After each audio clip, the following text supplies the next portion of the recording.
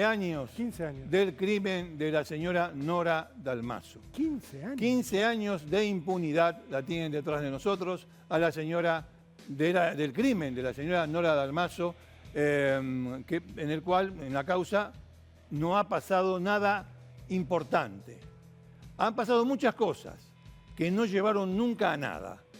Y vamos a repasar el caso Dalmaso, vamos a referirnos, ¿saben qué?, a todo lo que se hizo mal. Porque esta causa es más que un decálogo, qué sé yo, es un código de todo lo que no se debe hacer. Una enciclopedia. Una enciclopedia. Por eso vamos a hablar del caso Dalmaso después de este impacto.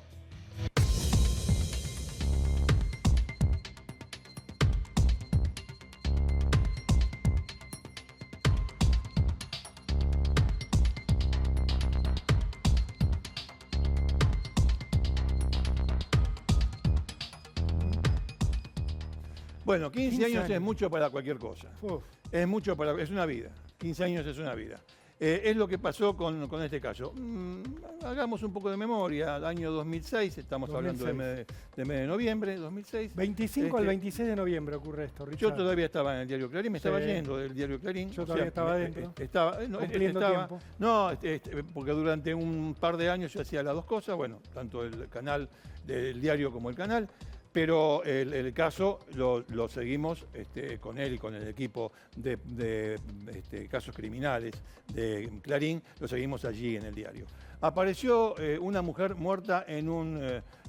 primero dijeron que era country, pero no era un country. Es el barrio Villa Golf, que era como un country sin cerramiento total. O sea, tenía rejas, el perímetro donde estaban las casas, pero no había una garita con una puerta de entrada. Era Río Cuarto, era otra época de Córdoba. Río Cuarto después va a explotar de la mano del campo, pero en ese momento este era el barrio de la gente que vivía bien, de la gente que tenía un buen pasar económico y de la gente que tenía vínculos con la política cordobesa. Sí, Cuando vos empezás a analizar, aparece muerta Nora Dalmaso, domingo 26 de noviembre, su familia la llama, su familia, estoy hablando de la mamá sobre todo, de un hermano. ¿Por qué? Porque su marido, Marcelo Macarrón, traumatólogo, médico traumatólogo, se había ido a jugar al golf a Punta del Este. Ella en esta casa, esa noche, del 25 al 26 de noviembre, se queda sola, Richard, porque su hijo Facundo, su hijo de 19 años, estaba viviendo en Córdoba capital estudiando, su hija Valeria estaba de viaje, con lo cual ella ese fin de semana estaba totalmente sola. Llaman a los vecinos cuando ven que Nora no atiende y entra un vecino de 72 años y la encuentra muerta a Nora en la cama de la habitación de su hija, una cama de una sola plaza, Richard. De una sola plaza no estaba durmiendo, porque había refacciones en la casa. Había refacciones en la habitación principal, no se podía dormir. No se podía dormir. Siempre me acuerdo de esa habitación porque hemos hecho una infografía en el diario Clarín con Ricardo, la que trabajamos mucho porque era una escena del crimen muy particular. Richard, era una cama individual, una mujer semidesnuda, así la encontraron a Nora, solo cubierta por una bata de toalla que había utilizado para secarse después de salir de un baño de inmersión. Estaba en su mesa de luz sus anteojos, estaban algunas cosas personales y había una particularidad entre tantas otras. La cuerda, el cinturón de la bata estaba atado alrededor del cuello de Nora Dalmaso. Con eso se encuentra un vecino el 26, Richard. Sí, una escena horrorosa, ¿no? Obviamente. De la que alguien vendió las fotos para publicar en algún canal de televisión, de la que alguien vendió las fotos. Sí, que después hubo una consecuencia legal negativa para ese canal. Pero fue parte de lo que generó en los medios, el morbo y lo que lo primero que vino a Buenos Aires. El cuerpo, Richard. Lo primero que vino a Buenos Aires es que era una mujer de clase alta, era una mujer que estaba desnuda, que estaba con las piernas abiertas y que había entrado todo el mundo, 26 personas, a esa habitación para verla, hasta un cura, y que el fiscal no sabía para dónde disparar, salvo, como acabas de contar, toda su familia estaba en diferentes lugares, salvo empezar a incursionar en la vida privada de la víctima. Y así fue como el fiscal, y lo informó a los medios, obviamente no de manera pública, sino sotto voce, informa a los médicos, el fiscal y su gente, que la primera pista eran los amantes de la señora. Directamente, arrancaron por ahí. Javier Di Santo se llama el fiscal que empezó con este caso y que por impericia, por presiones o por lo que sea, lo enterró. es el culpable de que a 15 años este caso no se haya llegado a nada. Ahí está Marcelo Macarrón, el marido, en pantalla. Pero mira, Richard, si vienen para acá con la cámara, Sí, vamos a ver cómo se vivía en aquel momento el caso Nora Dalmaso en la Argentina. ¿De qué se empezó a hablar? El fiscal llamaba a los periodistas y les decía, miren que esta mujer tenía muchos amantes, estaba en un grupo de mujeres que también tenían amantes, se intercambiaban los maridos. Esto decía el fiscal en off the record. Y eso caso, para los tontos que dicen que es un invento del periodismo. No, sí, es un invento, obviamente, pero del fiscal Javier Di Santo y de lo que los rodeaban. Después fue un invento hasta de la policía, que también, obviamente. Es decir, yo creo que a Di Santo se lo soplaron en el oído los policías. Pero eso fue un invento de Di Santo, porque no sabía para dónde disparar, sea porque estuviese apretado desde la política, o sea porque era inepto. Richard, en aquel momento, mira, tenemos acá un jarrón que lo trajimos para representar una de las historias que se contaron en aquel momento. No las estamos convalidando, no estamos diciendo esto es cierto. Porque es mentiroso, pero esto pasó. Esto es lo que en aquel momento, 15 años pasaron, me parece una eternidad. Hoy, por suerte, jamás se hablaría así de un femicidio. Pero en aquel momento hablaban del jarrón. ¿Qué contaban los que pululaban alrededor de la investigación? Las fuentes oficiales decían, mirá, Nora Dalmaso y sus amigas se reunían con un jarrón y todas, y sus maridos también, metían las llaves de los autos adentro de los jarrones. Mirá, metían la llave del auto y después, ponele, me tocaba a mí, yo sacaba. Entonces decía, ¿de quién es la llave de este auto? ¿De quién es?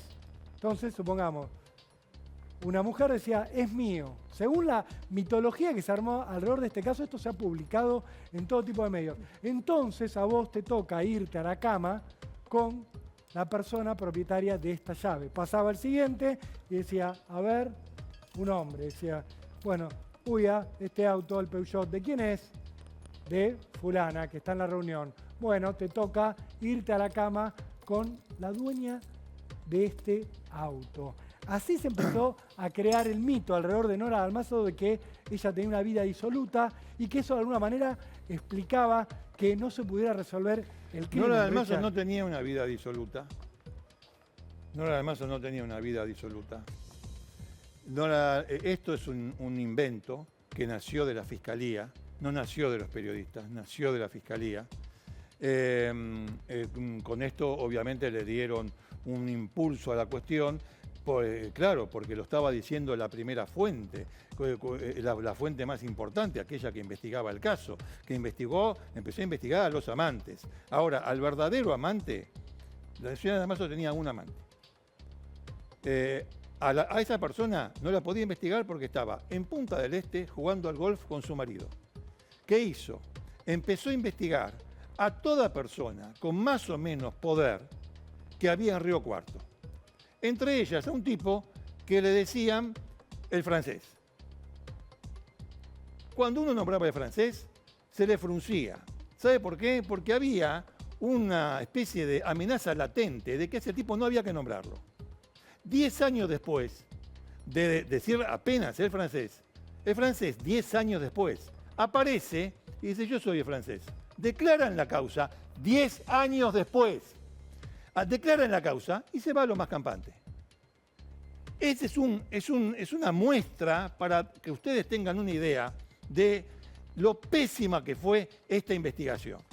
Y además, cuando se estaba investigando a Nora Dalmaso por sus amantes, pasaron cosas inéditas, como que aparezca un señor del Ministerio de Seguridad de la provincia de Córdoba que no había sido nombrado para nada, pero para nada. Se aparezca y diga, bueno, ya que hablan de los amantes de Dalmaso, yo tengo un problema en mi casa, yo quiero que me hagan un examen de ADN para demostrar que yo no tengo nada que ver con... Era un asesor del Ministerio de Seguridad Provincial. Del Ministerio de Seguridad, es una locura de todo punto. Salió en todos los medios. ¿Usted quién lo llamó? Usted mismo se pone para investigar. ¿De dónde salió usted? No, porque andan diciendo que esto, que lo otro. Obviamente no tenía nada que ver el tipo. Richard, pero todas esas versiones generaron... Cayeron en la calle. Este oprobio.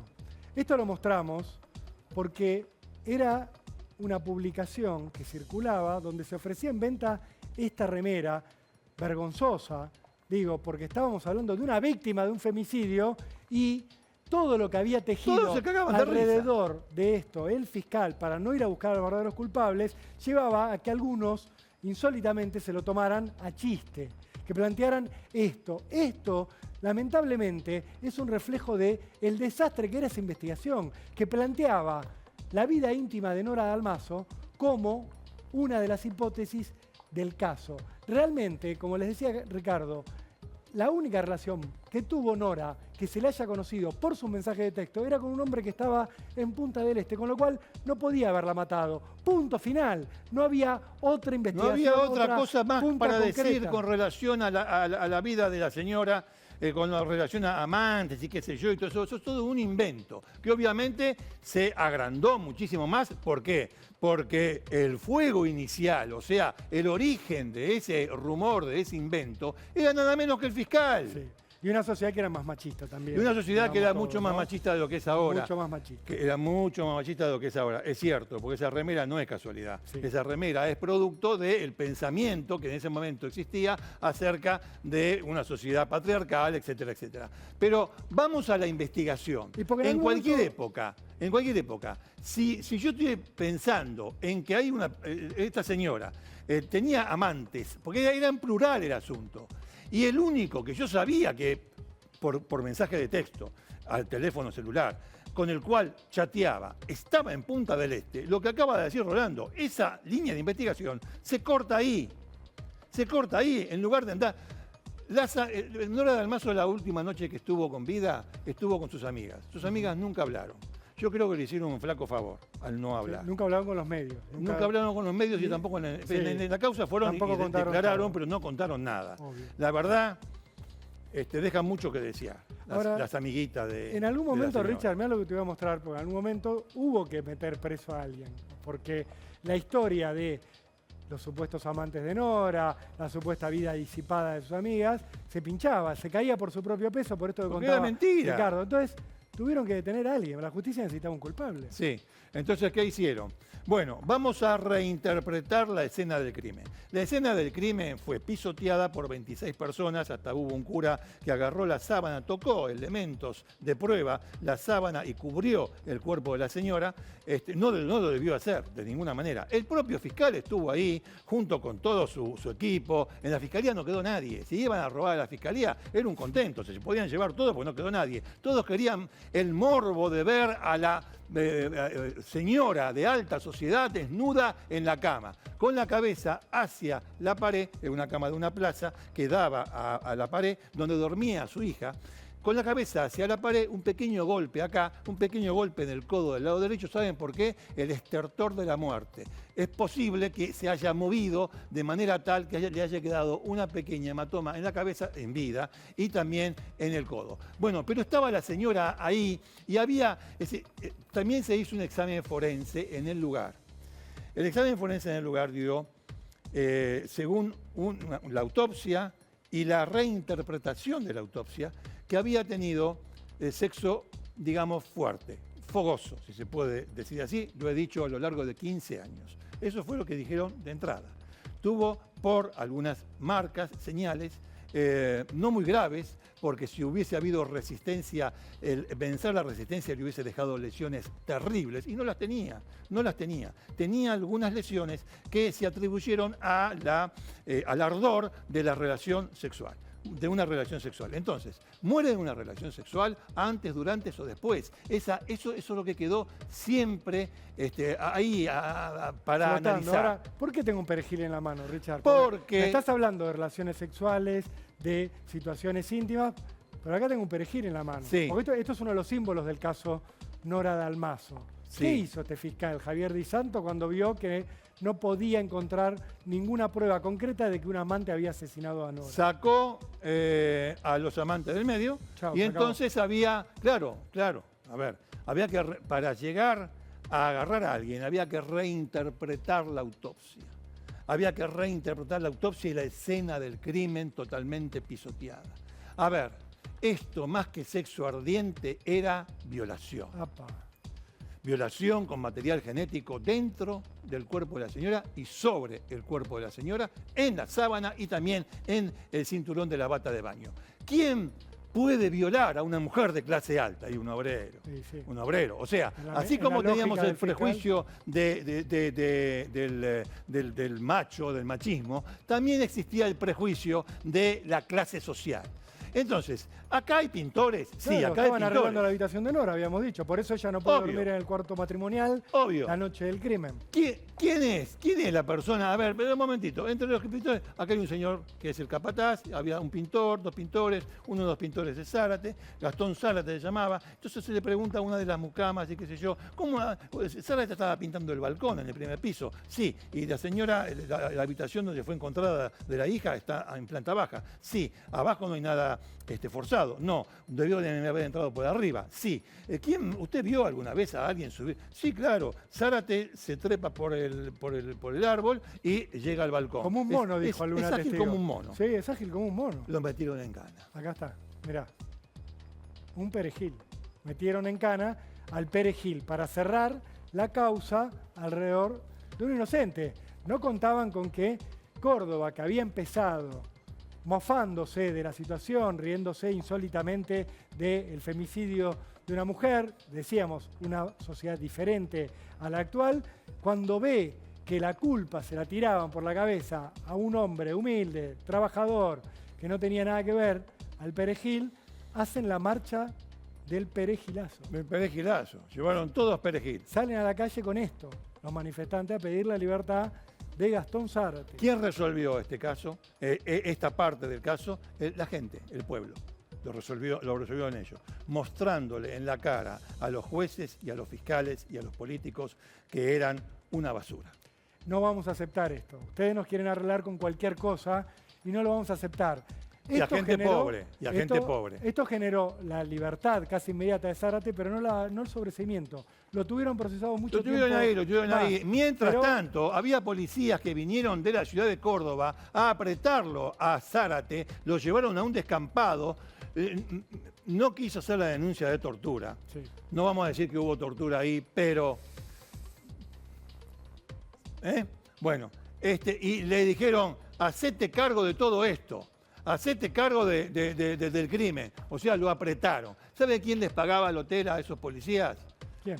Daniel Lacalle, que era el íntimo amigo de Marcelo Macarrón, el viudo de Nora Dalmazo. ¿Quién era Lacalle? Un abogado con fuertes vínculos con el poder político de aquel entonces.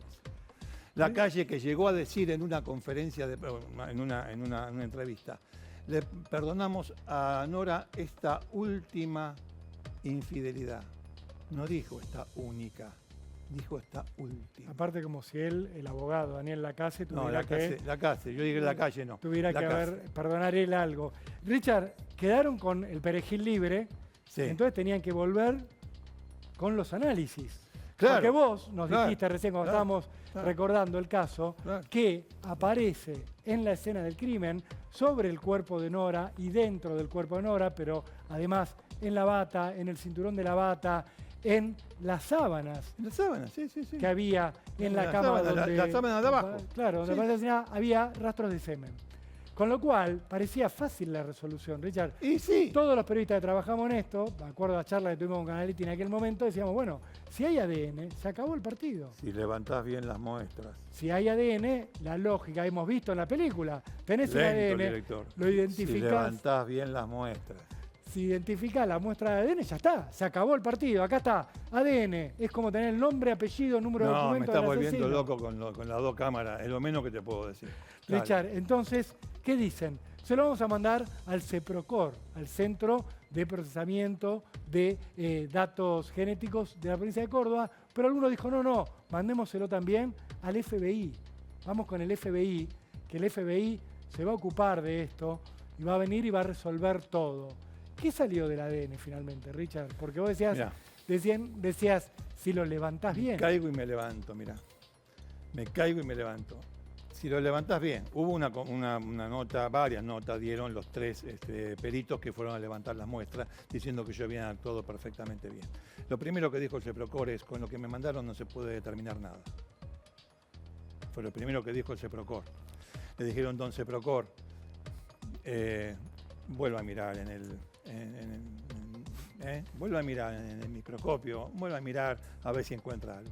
En el segundo examen ellos dijeron, sí, encontramos algo. Encontramos material genético del linaje Macarrón. Entonces, como la bomba fue tan grande, ahí fue cuando Di Santo mandó todas las muestras genéticas al FBI. Claro, el FBI tiene una pila así de cosas de Estados Unidos y de otras partes del mundo y la metió ahí abajo. Pero ¿cómo Macarrón? Porque ahí planteemos el siguiente intríngulis que se generaba con todo esto. Claro, si el ADN era de linaje Macarrón, porque levantaron tan mal las muestras. Mirá, me está dando calor. Que no daba el ADN completo de una persona, solamente que había un halotipo coincidente con la familia Macarrón. El fiscal dice, bueno, a ver, ¿qué Macarrón tenemos? Tenemos al suegro de Nora Dalmaso. No vamos a ir contra el suegro de 79 años, no vamos a ir. Un hombre mayor. Tenemos a Marcelo Macarrón, que es el marido, perfecto. Bueno, el sospechoso, vamos con el sospechoso. Bueno, pero estaba en Uruguay. Estaba en Uruguay.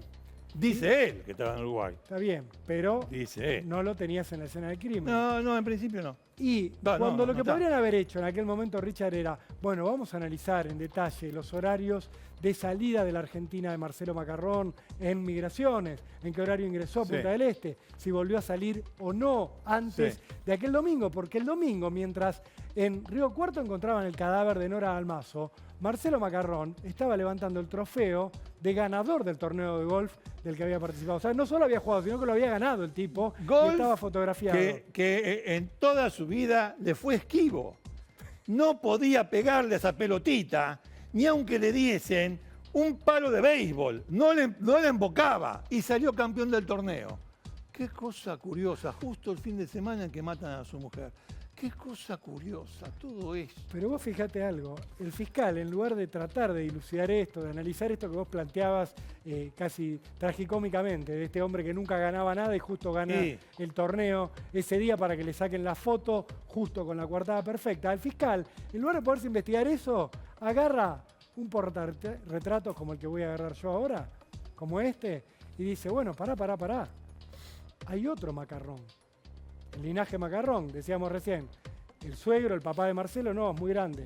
Marcelo estaba en Uruguay, pero hay alguien más, dice el fiscal Javier Di Santo. Facundo, el hijo de 19 años de Nora. Fue la mayor guachada, una de las mayores guachadas, porque he visto muchas, una de las mayores guachadas que yo he visto por parte del Poder Judicial con relación a una persona. En este caso, por parte de un fiscal en una investigación penal por un crimen, por un homicidio contra una persona inocente. Fue una de las mayores guachadas, no voy a decir otra palabra, pero ustedes se la pueden imaginar, que hizo un funcionario público contra una persona inocente. Dale. Vos sabés que Facundo aquella noche, la noche del crimen, del 25 al 26 de noviembre, estaba en Córdoba Capital, donde estudiaba, donde vivía. Lo obligaron, primero, a dar explicaciones de qué había hecho él en su vida privada esa noche, ese fin de semana, cosa que él no tenía ganas de hacer públicas a toda la Argentina. Lo pusieron en el lugar del sospechoso, lo imputaron, dijeron, tuvo relaciones con su madre, porque claro, había que justificar el ADN que era del semen. Obvio, claro. Entonces, el absurdo que plantea el fiscal Javier Di Santo es, Facundo tuvo relaciones con su mamá y después la mató. Ya no era violación, fíjense lo que decía Ricardo, lo de la gente de clase baja, viola, el perejil. La viola y consuma, ojo, en cambio el hijo, viola. Sí, tuvo relaciones con la madre, como si fuera algo normal y algo que de lo cual hubiera alguna prueba en el expediente. No había nada, solo un ADN con el linaje Macarrón. Lo imputa con Zárate, el perejil todavía imputado. O sea, en un momento la causa tenía 2 imputados. Por un mismo hecho, pero le atribuían a uno una cosa y le atribuían a otro otra cosa sobre el mismo hecho. Vos hiciste todo, de principio a fin, y vos, el hijo, no, vos hiciste no tanto. Vos decís, bueno, era todo un absurdo. Todos sabíamos que era mentira esto, que estaba mal. ¿Saben cuánto tardó la justicia en sobreseerlo a Facundo? 6 años. En 2012 recién le da el sobreseimiento definitivo, cuando ya la causa iba por cualquier otro lugar, pero lo seguían teniendo ahí, por las dudas, quizás para presionarlo. Cuando se cae por su propio peso lo de Facundo, que era absurdo, ahí el fiscal cambia, lo sacan a Javier Di Santos, ponen a un nuevo fiscal. Después de 12 años lo sacaron a Javier Di Santos. Una cosa que tuvieron que haber hecho mucho antes. Supuesto, y además, los policías que intervinieron en este caso eran de Córdoba ciudad, capital. Esos policías, tiempo después, estuvieron presos. Habían pasado a drogas peligrosas. Estuvieron presos esos policías que investigaron entre comillas este caso. Estuvieron presos por contrabandear droga. Después no llegó a nada, como pasa siempre, también pasa en Córdoba. Vos te metés con un galón y sonaste, no con un galón como medida de capacidad, con una jineta y generalmente no pasa nada. Bueno, lo mismo pasó con esto. Eran policías de cuarta. A lo Diamante y Gerace del caso Coppola. Como Diamante y Gerace del caso Coppola, sí. ¿Qué pasa? Bueno, lo sacan a Javier Di Santo tarde y mal, nunca recibió ningún tipo de sanción por todo lo que hizo, por el encubrimiento que terminó realizando, quizás involuntariamente, no lo podemos saber si fue a propósito o no, pero la verdad es que se tapó. Llega un nuevo fiscal, Daniel Miralles, y dice, bueno, yo voy a seguir con lo del ADN. Fue Marcelo Macarrón el asesino. Claro, porque le llegó el informe del FBI. Claro, porque el FBI confirmaba a Richard que era linaje Macarrón el que estaba en el cuerpo de Nora. Pero le dijeron, pero doctor, usted tiene que probar no solo que hay ADN de este hombre, sino que usted tiene que probar cómo hizo para salir de Punta del Este, llegar a Río Cuarto, en un vuelo que no está registrado por nadie, matar a su esposa después de tener relaciones sexuales, volverse en otro vuelo hasta Punta del Este, jugar al golf, estar lúcido, descansado, lo suficientemente bien para hacer los últimos hoyos del torneo, ganarlo y llevarse el trofeo. ¿Cómo hizo todo este recorrido? Claro. Macarrón, era la pregunta que se planteaba Ricardo en aquel momento. ¿Cómo hizo un matungo para ganar un torneo de golf después de haber hecho todo eso? Porque era un matungo. Bueno, eso no se investigó. No. O se investigó muy poco, pero en realidad no se investigó. Siempre va a quedar la duda. Siempre va a quedar la duda y siempre va a quedar la cosa novelesca de por cuál ruta. Seguramente si lo hizo tuvo que haber tenido un piloto que supiera del hecho. Daba el tiempo para llegar a Río Cuarto y volver, porque a él no lo ven más después de la cena del día anterior y lo vuelven a ver al mediodía del día siguiente. Esa es la ventana que plantea el fiscal. Dice, hay por lo menos 4 horas de todo este tiempo que dice Ricardo, que es la noche del 25 al 26, donde 4 horas concretamente no estuvo con nadie, Macarrón. Nadie lo pudo ver. Macarrón decía, sí, estuve durmiendo, pero bueno, no hay testigos. Estuve durmiendo 4 horas después de un torneo de golf del cual no sabía pegar a la pelotita. Está todo bien. Pero no lo podemos, el tema era que el fiscal, cuando va a buscar los informes de migraciones, por lo menos los oficiales de Uruguay, en Uruguay le responden, no señor, lo guardamos un par de años. ¿El crimen cuánto hace fue? 10 años hace que... Y no tenemos nada. Esa investigación no se hizo nunca como corresponde. Buscar los registros, encontrarlos, tenerlos constatados. Después descubrieron que encontraban los de entrada a Uruguay, pero no tenían ni siquiera el de salida. Y entonces el fiscal empezó a decir, bueno, quizás fue un vuelo clandestino. Perfecto, decía la defensa de Macarrón. ¿Con qué avioneta? ¿De qué aeroparque salimos? ¿O de qué pista clandestina salimos? ¿En qué pista clandestina aterrizamos? ¿Cómo fuimos de la pista clandestina a la casa donde vivía con Nora, donde la asesinó? ¿En qué horario entró? ¿En qué horario salió? ¿Cómo se fue? ¿Cómo se volvió? ¿Cómo puede ser? ¿Quién era el piloto que llevaba la aeronave? ¿De quién era el avión? ¿A quién le pagó? Todo eso nunca se pudo responder. Pero el ADN era de Macarrón. Bueno, Macarrón tenía una respuesta para eso, Richard, que te lo voy a plantear ahora. No. Si me lo vas a decir. Sí, te lo tengo que decir. Escúchame, no. Comprobado científicamente que no es así. Macarrón dice, en algún momento dice, para el momento, hay ADN. Yo el martes, el torneo de golf fue el fin de semana. Yo el martes me despedí de Nora. O miércoles. Martes o miércoles. Miércoles plantea. Miércoles. Y tuvimos relaciones sexuales. Sí, agarrame de perfil, dale. En la despedida. Tuvimos relaciones sexuales. Claro. No, hoy con el director estoy peleado. Dale. Y bueno, debe haber quedado mis restos, mis datos en la cama. Ahora, yo te pregunto una cosa. No te voy a tocar. La señora no se higienizó en 72 horas porque el semen estaba sobre el cuerpo, en la sábana y en el cinturón de la bata de baño. Si vos tenés relaciones sexuales con tu mujer, fantástico, no hay ningún problema. Discutimos hasta el día del juicio final, vamos a la Facultad de Medicina de Córdoba y les decimos, bueno, ¿cuánto puede durar ese espermatozoide activo dentro del cuerpo? Pero estaban afuera. Estaba afuera. Entonces, ¿cómo lo justificás, Macarrón? No importa, vos estabas en Punta del Este y no te pudieron dar vuelta esa coartada. Vos estabas en Punta del Este jugando un campeonato del cual no tenía la menor idea de cuáles eran las reglas. No importa, hicieron ganar, perdón, ganaste. Ganó. Fantástico. Vos diste el 12 de diciembre del año 2006 una conferencia de prensa haciendo una de las más grandes barbaridades y salvajadas que se pueden hacer.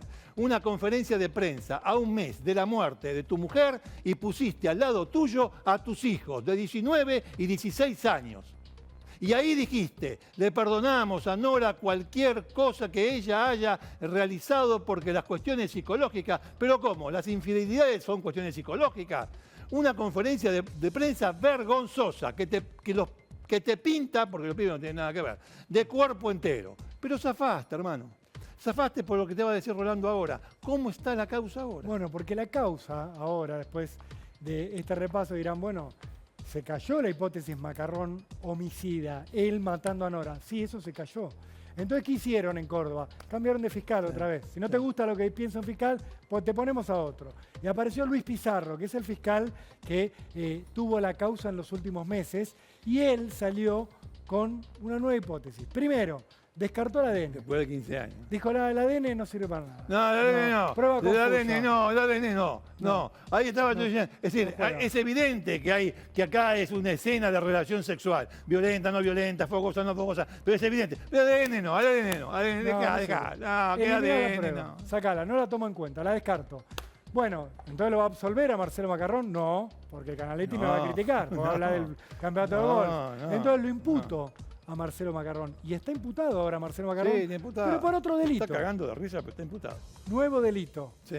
El homicidio. ¿Querés que tenga un código penal si buscas uno? Pero no cometido por él mismo, sino cometido por otra persona. Es decir, lo que plantea el fiscal Luis Pizarro es, Marcelo Macarrón mandó a matar a su mujer. Le encargó ¿Cuál es la prueba? el asesinato a un sicario, Richard, a un asesino. Se habla incluso en el expediente, en esta nueva parte del expediente, de sicarios colombianos. No, Dios. Sicarios colombianos. Yo pensé que no le iba a decir, porque es una barbaridad. Y bueno, pero no, forma parte de... No, te estoy pero jodiendo. sicarios colombianos, ¿qué pasó? Según la investigación, fueron la noche del 25 y 26 de Según noviembre. la investigación, no, según una noche de insomnio que tuvo Pizarro. Mientras estaba Macarrón mostrándose en Punta del Este, entre paréntesis mal, porque hubo 4 horas donde no se mostró, pero bueno, mientras él estaba... Tienen que dormir para después ganar un torneo de golf del cual no sabía jugar. Generó una coartada y mientras el sicario colombiano, o los sicarios, enviados por él, mataron a su esposa. ¿Cómo se da el tema de la relación sexual? No lo sé, dice el fiscal, pero acá hay un móvil claro. Había negocios, había intereses económicos alrededor de la pareja, Nora Dalmazo, Marcelo Macarrón, en los cuales Nora podía llegar a complicar a Marcelo Macarrón con cuestionamientos sobre el manejo de ese patrimonio, que quizás no era enteramente de ellos, sino que quizás en realidad le estaban prestando el nombre a alguna otra persona, quizás a algún político importante de aquella época, y por eso la mandaron a matar a Nora Dalmazo, y por eso no se supo nunca nada que pasó. Entonces, siguiendo esa hipótesis, ¿no es cierto? Hagamos un libro. Entonces, siguiendo esa hipótesis del fiscal Pizarro, ella se despide de las amigas, entra a la casa, se va a dar una ducha, obviamente saluda a la persona que la iba a matar, sin saber que la iba a matar, hola, ¿qué tal? Tal vez unos besos, qué sé yo, va hasta el cuarto de baño, se pega la ducha, sale del cuarto de baño, con esa famosa bata y el cinturón de la bata, y entonces en ese cuarto, vamos a tu cuarto, no, porque está todo, no, nos quedamos en el de la nena, en el de la nena, y allí, ¿por cómo muere Nora Dalmazo? Muere por doble mecanismo de asfixia, por sofocación y estrangulamiento. Mientras con una mano tiraba, le pasaron la cinta de la bata de baño por el cuello, hicieron un nudo, mientras estaban sobre ella, tal vez simulando una relación amorosa, no, tal vez simulando un juego sexual. Un juego o nada en el curso de la propia relación. Sin que ella lo advirtiera, le pasan porque no hay signo de defensa. Ojo, No hay signo de defensa en la señora. No se dio cuenta nunca que le pasaban el cinturón de la bata de baño por alrededor del cuello. Mientras tiraba con una mano, con la otra, o con la izquierda, con la derecha tiraba de la bata, con la otra le tapaba nariz y boca. Sofocamiento. O sea, muere por doble procedimiento de asfixia. Sofocación y estrangulamiento a lazo. Así muere Nora Dalmaso. Richard, lo que ha hecho Macarrón, ustedes dirán, bueno, pero entonces está imputado. Sí, está imputado. ¿Saben lo que hizo? Fue a ver al fiscal y dijo que haya juicio ya, lo antes posible. Jurado popular que en Córdoba tiene jueces también de carrera. Son 8 jueces, 8 ciudadanos del padrón, más 3 jueces profesionales. ¿Por qué? ¿Qué sabe Macarrón? Que jamás le van a poder probar en un juicio oral quién era el sicario, dónde se encontró con él, cómo se contactó con Macarrón, supuestamente para que él le encargue el crimen. ¿Cuánto le pagó? ¿Dónde le pagó? ¿Por qué medio le pagó?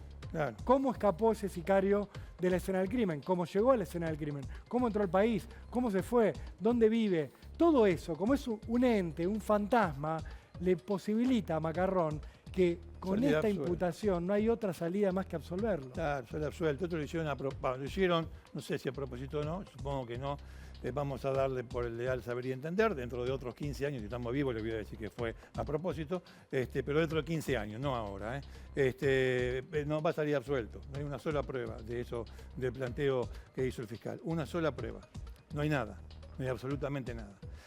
¿Fue crimen perfecto? No, fue una mala investigación. Pésima de un tipo que la tuvo 12 años e hizo cualquier cosa. Javier Di Santo hizo cualquier cosa. Cuando había que hacer las cosas, las hizo mal. Hasta se hizo sacar sangre él, porque él también había contaminado la escena del crimen. Hasta el cura le hicieron al cura le hicieron sacar la sangre, a un pibe que pasaba, a todo el mundo. ¿Por qué? Porque todo el mundo entró en esa escena. Todo el mundo entró en ese cuarto, todos.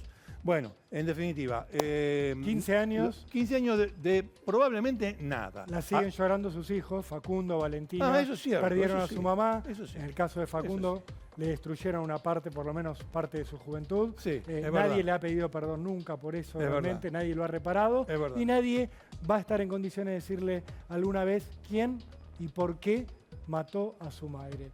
Peor resolución para un caso judicial es difícil encontrar. Para este femicidio, es tener razón.